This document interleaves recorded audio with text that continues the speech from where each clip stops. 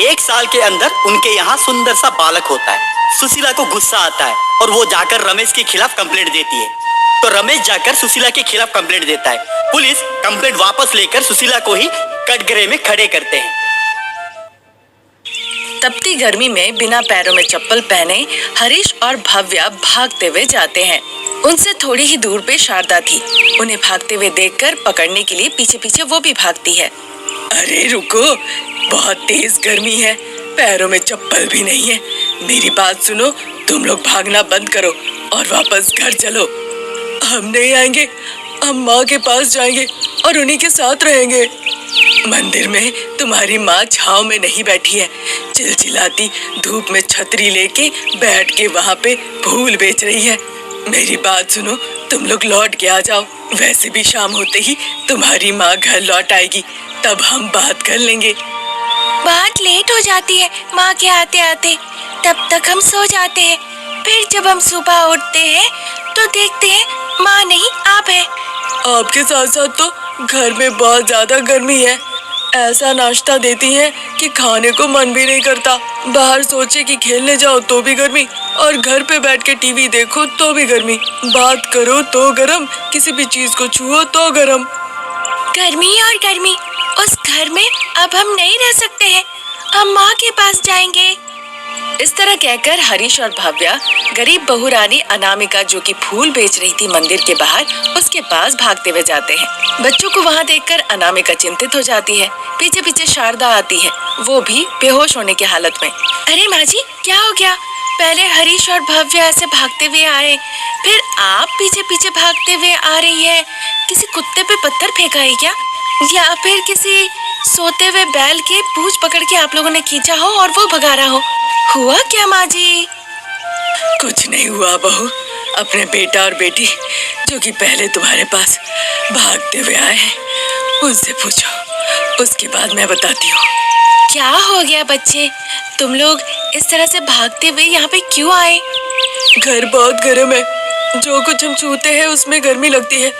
हम घर पे नहीं रह सकते वहाँ, इसीलिए शाम तक हम आपके साथ मंदिर में रहेंगे, फिर आपके साथ ही घर लौट जाएंगे। यहाँ मंदिर में घर से ज्यादा गर्मी है। मेरी बात सुनो बच्चे, जाओ तुम लोग दोनों घर वापस लौट जाओ। बच्चे अगर घर पे रहे तो बहू उनके लिए कूलर चाहिए। हाँ माँ, हमें एक कूलर चाहिए। अगर आप कूलर खरीद के दी तो हम घर पे रहेंगे, नहीं तो हम आपके साथ यहीं मंदिर में रहेंगे। कूलर खरीदने के लिए हमारे पास उतने पैसे नहीं है। मेरी बात सुनो, घर लौट जाओ। वो बात नहीं है माँ, आप ऐसे कैसे कह सकते हैं कि आपके पास कूलर के लिए पैसे नहीं है? आप एक बार कूलर की दुकान गई नहीं, देखी भी नहीं। आप इस तरह से कह रही है, इसका मतलब यही है कि आप पहले से सोच लिए कि कूलर नहीं खरीदना है। बच्चे, मेरी बहू इस तरह की बात क्यों करेगी भला? अगर नहीं है तभी वो कह रही है कि नहीं है, या वो पहले ही तुम लोगों को बिना बता के दुकान में गई हो और उसे बहुत महंगा लगा हो। हाँ बच्चे, दादी बिल्कुल सही कह रही है। मुझे पता है कि हमारा घर कितना गर्म हो जाता है, इसीलिए तुम लोगों को बिना बताए मैं कूलर की दुकान में गई थी। वहाँ कूलर बहुत महंगे मिल रहे थे और हमारे पास उतने पैसे नहीं कि हम उतना महंगा कूलर अपने घर के लिए खरीद के ले आए। चलो बच्चे, घर चलो, बाहर बहुत तेज धूप है, घर वापस चलो। माँ तुम्हारी फूल बेचकर शाम तक घर लौट आएगी। अभी घर चलो बच्चे। इस तरह सास बहू चाहे कितनी भी कोशिश क्यों ना कर ले, लेकिन हरीश और भव्या उनकी एक बात नहीं सुनते। ठीक है माँ, एक बार हमारे खातिर कूलर की दुकान में चलो। अगर हमें वहाँ पे जाके लगा कि कूलर बहुत महंगे बिक रहे हैं, फिर मैं और बहन आपसे कभी भी कूलर खरीदने के लिए नहीं कहेंगे। फिर आपके कहे मुताबिक हम घर पे रह जाएंगे। क्या कहती हो बहन? बिल्कुल सही कहा भैया। बहू, हम चाहे कूलर के बारे में कुछ भी क्यों ना कह ले, पर ये सुनने वाले नहीं। तुम इन्हें लेकर कूलर के दुकान में जाओ, मैं तब तक यहाँ पे फूलों के दुकान में बैठती हूँ। जाओ, जाके इन्हें कूलर दिखाकर लेकर आओ। वो बात नहीं है माँ। दुखी मत हो बहू, जाओ बच्चों को ले जाओ। चाहे कितना भी महंगा क्यों ना हो कूलर, उन्हें दिखा के ले आओ। वो देखेंगे अपनी आंखों से, तभी उन्हें विश्वास होगा। सासू माँ शारदा की ऐसी बातें सुनकर बहू अनामिका मन ही मन कहने लगती है, ठीक है माँ जी, बच्चों को लेकर मैं पास के ही कूलर की दुकान में जाती हूँ। आप तब तक ये फूलों का दुकान देखते रहिएगा। ठीक है बहू, ख्याल रखना तुम, मैं दुकान संभाल लूंगी। शारदा के इस तरह से कहने पर अनामिका हरीश और भव्या को साथ लेकर पास के ही कूलर के दुकान में जाती है। वहाँ पे तरह तरह के कूलर रखे हुए थे और वहाँ पे ढेर सारे ग्राहक भी थे। हरीश और भव्या कूलर के दुकान में जाके बड़े ही आश्चर्य होकर देखने लगते हैं। वहाँ पे देखते देखते 1 घंटा निकल जाता है, तभी भी बच्चे कूलर देख ही जा रहे थे। वहाँ पे एक बड़ा सा कूलर देखकर हरीश कहता है, माँ, इस कूलर को देखो, मुझे और बहन को ये कूलर बहुत पसंद है। माँ, इसे ले लो ना। हाँ माँ, ये कूलर देखो कितना बड़ा है। इस कूलर से हम सभी का हो जाएगा। अरे रुको बच्चे, पहले इस कूलर का रेट तो पूछ लेने दो।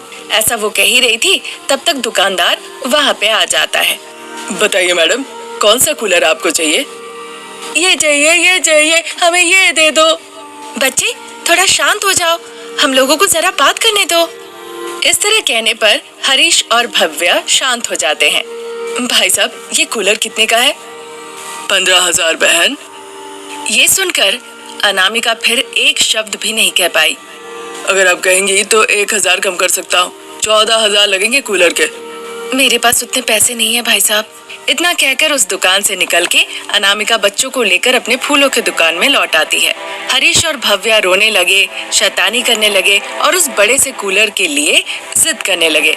चाहे अनामिका उन्हें कितना भी समझाए, वो सुनने को तैयार ही नहीं।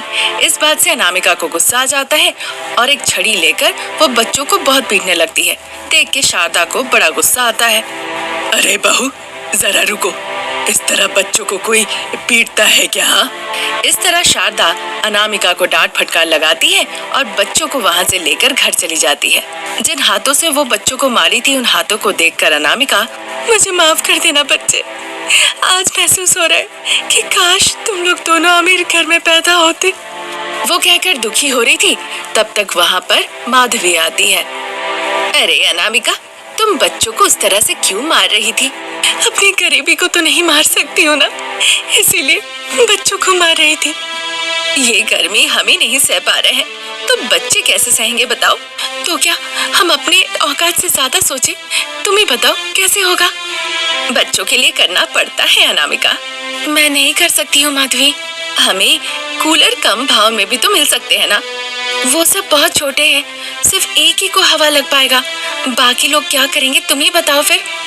अभी हाल ही में मैंने पढ़ा था कि किसी ने बहुत ही सस्ते दाम में कूलर बनाया है। क्या कहा? हम अपने से कूलर भी बना सकते हैं क्या? हाँ अनामिका, किसी टेक्नीशियन से पूछ के देखो, कहकर माधवी वहाँ से चली जाती है। इसी तरह 2 दिन निकल जाते हैं।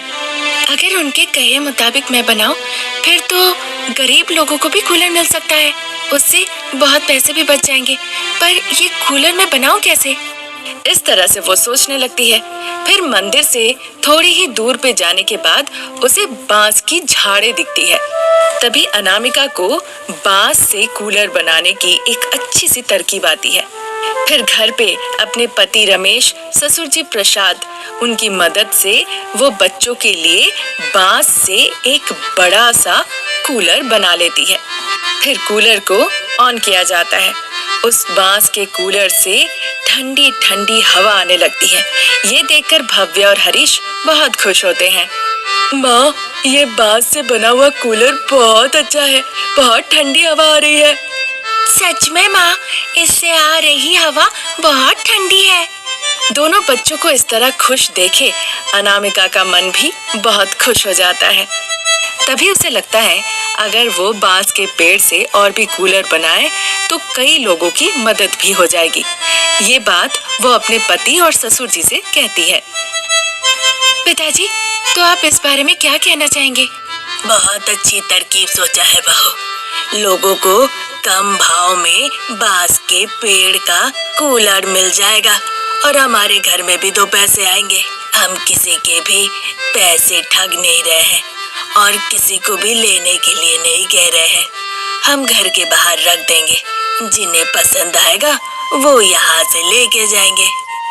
हाँ अनामिका, तुम बस बनाती रहो, मैं जाकर जंगल से कुछ और बांस की टहनियाँ काट कर लेकर आता हूँ। कहकर रमेश कुल्हाड़ी लेकर घर से जंगल के तरफ चला जाता है। उस रात शारदा जब घर वापस आती है, घर में बांस से बने हुए कूलर को देखकर वो बहुत खुश हो जाती है। अनामिका ने जो कुछ हुआ सब कुछ खुल के बताया कि और भी बांस के कूलर बनाने से गरीब लोगों को बहुत मदद हो जाएगा और उससे कुछ पैसे वो कमा भी लेंगी। वो बांस के कूलर बेचकर अनामिका काफी पैसे कमा लेती है और उससे शारदा का पूरा परिवार सुखी जीवन जीने लगता है। और इस तरह बांस का कूलर सस्ते दामों में बनाकर अनामिका और उसके पूरे परिवार बहुत नाम भी कमा लेते हैं। ये थी आज की कहानी। नई कहानी लेकर हम जल्द हाजिर होंगे। तब तक के लिए